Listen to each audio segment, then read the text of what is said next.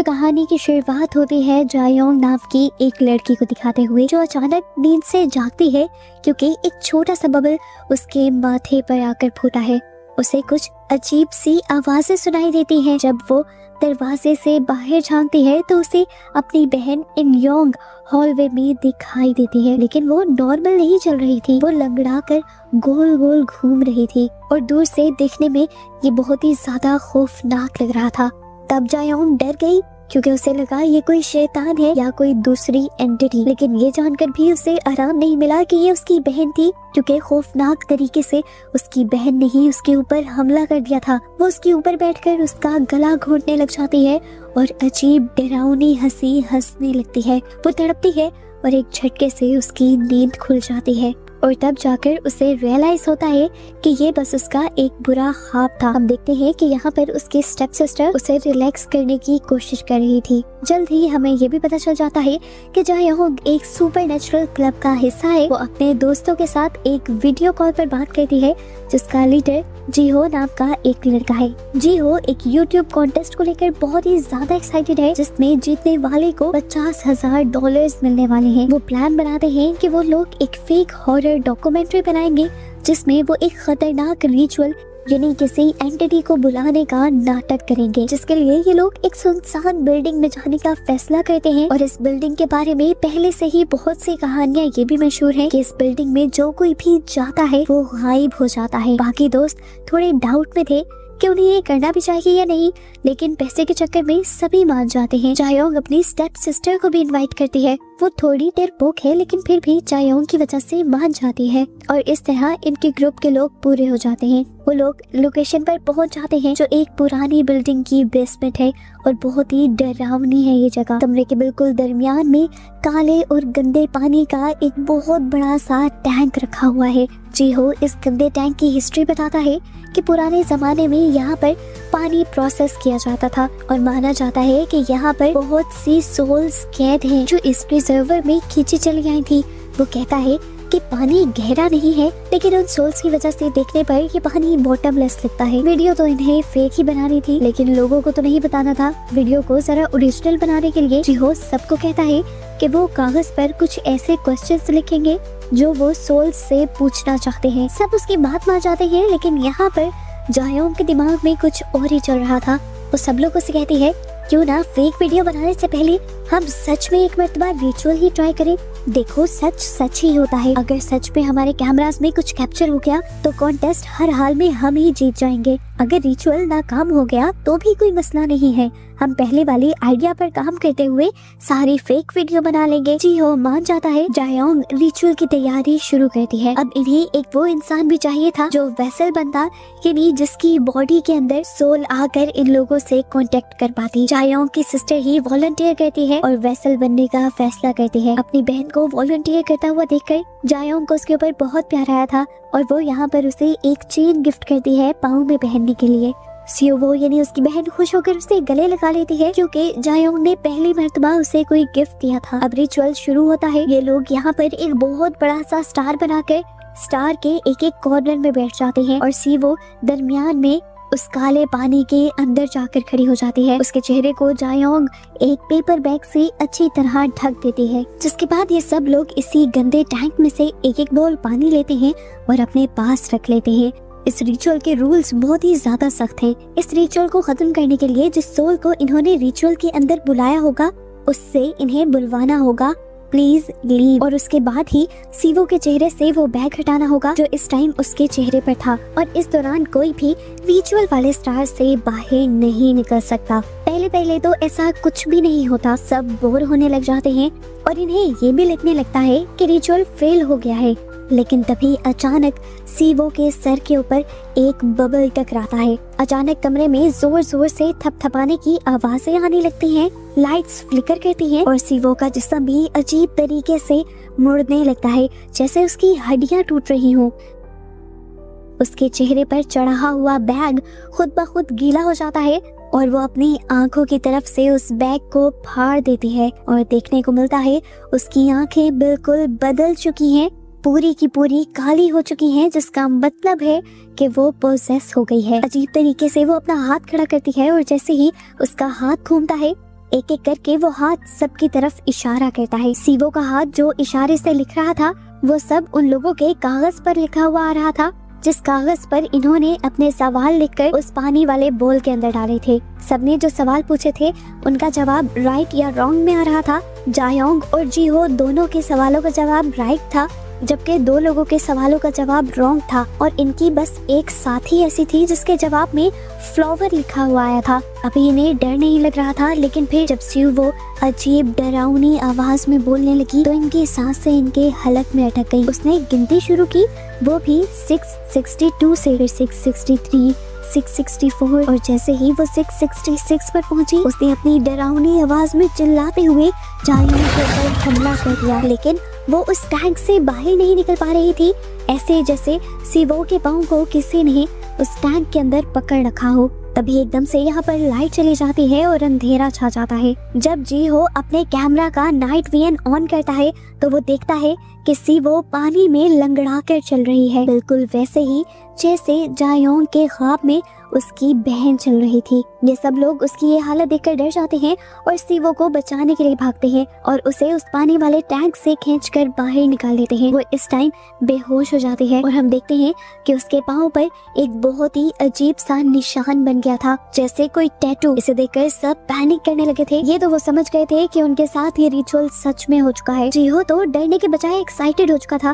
वो फौरन ये वीडियोस अपलोड करना चाहता था क्योंकि इससे पहले इस तरह का कुछ कैप्चर हुआ ही नहीं था। लेकिन यहाँ उसके बाकी सब दोस्त उसे डांटने लगते हैं और कहते हैं अभी तुम्हारी बेचारी दोस्त खतरे में है और तुम्हें वीडियो अपलोड करने की सोच रही है, जल्दी से पहले पुलिस को मदद के लिए बुलाओ। लेकिन जैसे ही वो मदद के लिए कॉल करने लगता है तो एकदम से सिग्नल्स चले जाते हैं। इस चीज से ये लोग और भी ज्यादा डर जाते हैं और यहाँ से भागने की कोशिश करते हैं, लेकिन दरवाजा लॉक हो चुका है। कि लोग बेसबॉल बैट से और कई तरीकों से दरवाजा तोड़ने की कोशिश करते हैं पर दरवाजा हिलता भी नहीं। डर और भी ज्यादा बढ़ जाता है जब यहाँ पर एक और लड़की के अंदर एक और एंटिटी आ जाती है। वो पूरी तरह प्रोसेस हो जाती है और इन्हें तब पता चलता है जब उसकी बॉडी अजीब तरह मुड़ती है और वो एक दरवाजे पे जाकर जोर जोर से अपना सर मारने लगती है, यहाँ तक कि उसका बहुत ज्यादा खून बह जाता है। जिसके बाद वो बेसबॉल बैट उठाती है और सब लोग उससे कहती है कि मुझे मार डालो। लेकिन जब ये लोग उसकी एक बात नहीं सुनते तो वो जाकर सुवो को ही मारने लग जाते हैं, जिसको इन लोगों ने वेसल बनाया हुआ था।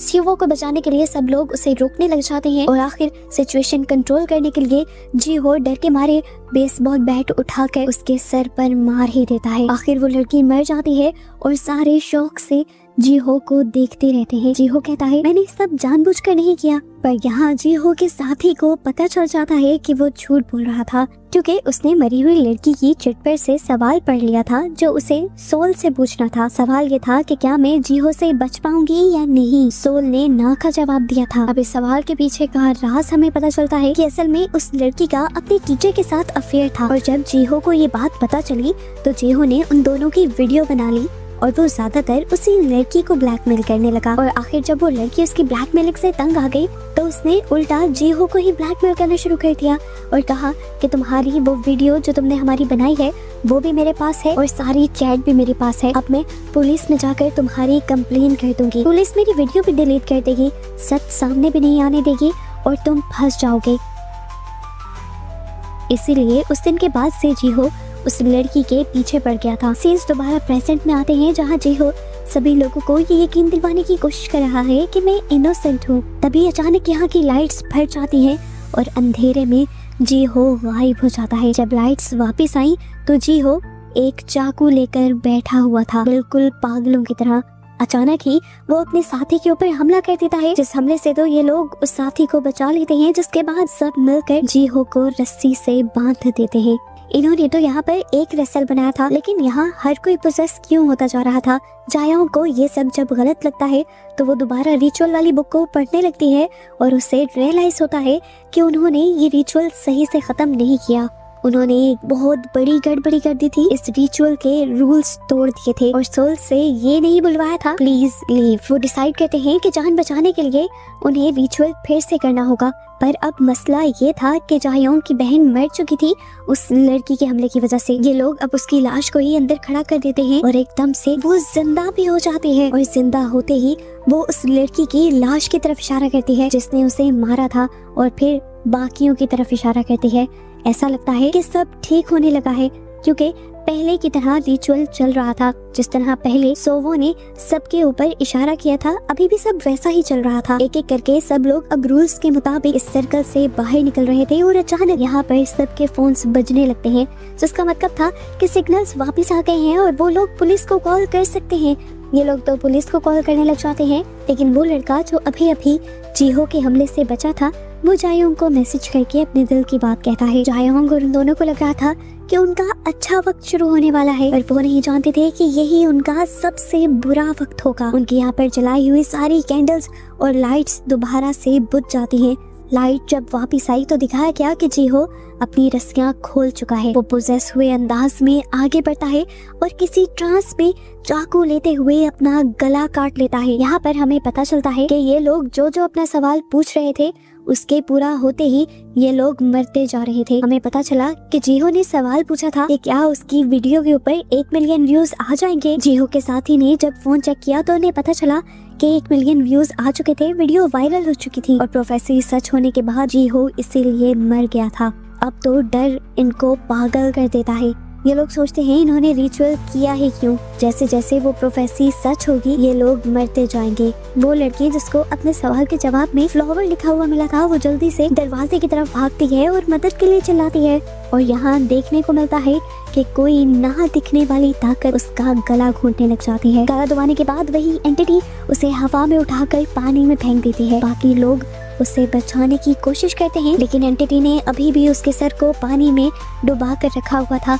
ये लोग उसका सर बाहर नहीं निकाल पाते और उसे बचा नहीं पाते। देखने को मिला कि उसके चिट के ऊपर फ्लावर के साथ फ्यूनरल लिखा हुआ आ गया था, यानी फ्यूनरल फ्लावर की बात हो रही थी। यहाँ पर वो फूल जो मौत पर रखे जाते थे। प्रोफेसी ये थी कि यहाँ पर इस लड़की की मौत हो जाएगी।